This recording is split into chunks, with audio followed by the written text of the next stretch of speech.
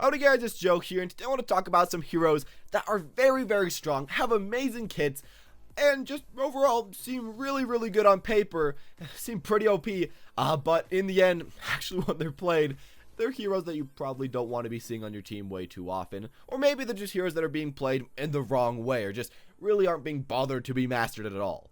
With that said, let's just get on to the top 5 OP heroes that just seems like everybody, or at least the majority of people, just kinda suck with. Now, first off, tell me if you've ever been in this situation. So, you lock in, the next person locks in, the third person, the fourth person, the fifth person, and you figure out that your team has absolutely no support. You look at everybody on your team, and you figure out nobody on your team actually plays support at all.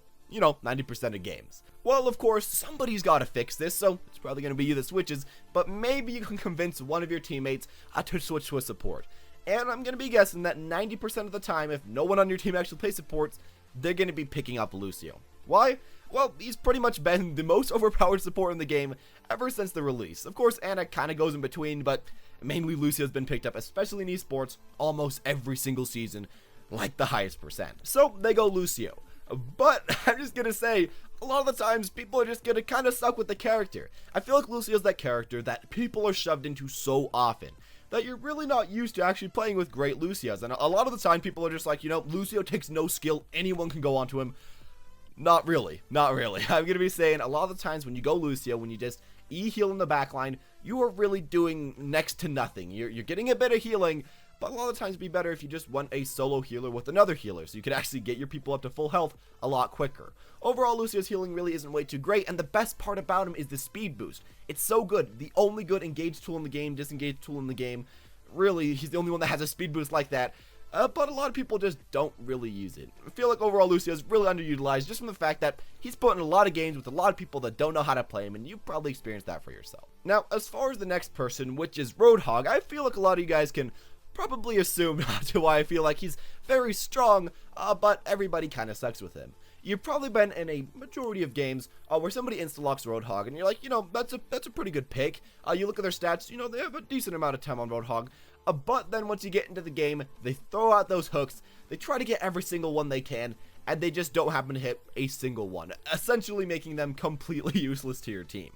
Roadhog isn't nearly as tanky as a lot of the other tanks, he really doesn't have a barrier, and he feeds ultimate charge. He has a lot of negatives about him, but the great positive is that his hook can one-shot people. Single-handedly, a Roadhog can win games. As you heard from a lot of people, Roadhog's a really great person to main because if you can get 1 or 2 picks, you're probably going to win the next team fight. Unfortunately, a lot of people just can't really handle to hit the hook.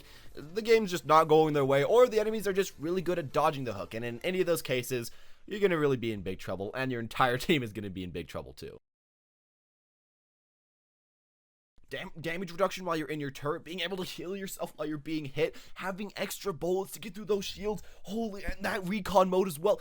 I gotta pick up this character. I'm gonna be playing this character every single game. Bring this person into ranked. Let's go. Escort the payload.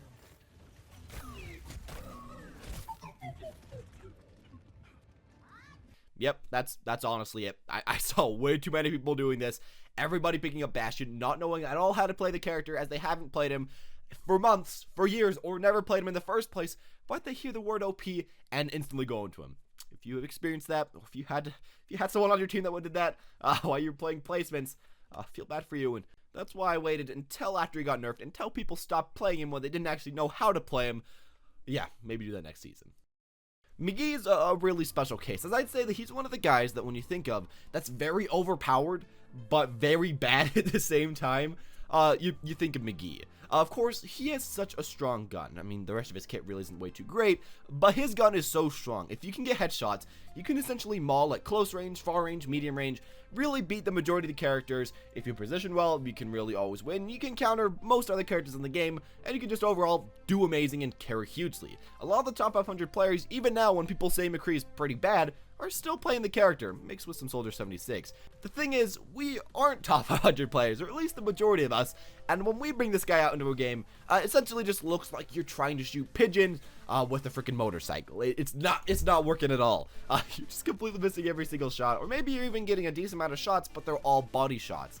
In a lot of these cases, it's just better to go someone like Soldier and shoot it out. I'd say for the majority of the people, there's no reason to really go McCree. And a lot of people that go McCree don't even bother to practice him and just kind of suck with him. I don't know, maybe it's just the McCrees that I've had on my team, but a lot of the times, it's just one of those characters that could be so good and seems so overpowered on paper, but in-game, a lot of people don't really do way too great as him. Finally, we have the poster boy for the character that's always great on the enemy team, but always sucks on your team.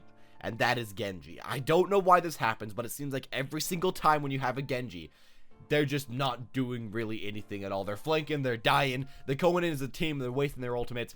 I don't know exactly why, but it seems like not everybody, but a large proportion of people just can't really figure out how to play Genji. And I feel like there's good reason for that.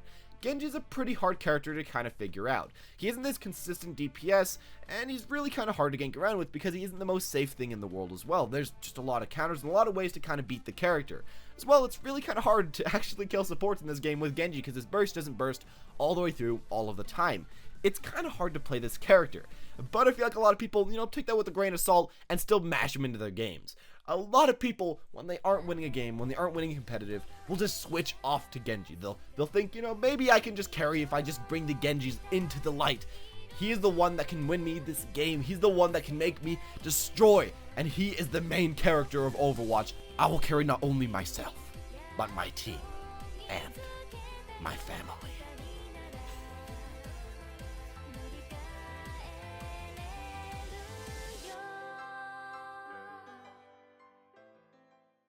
And it almost never happens. He's so much harder to play than a lot of other characters and hard to pull out well.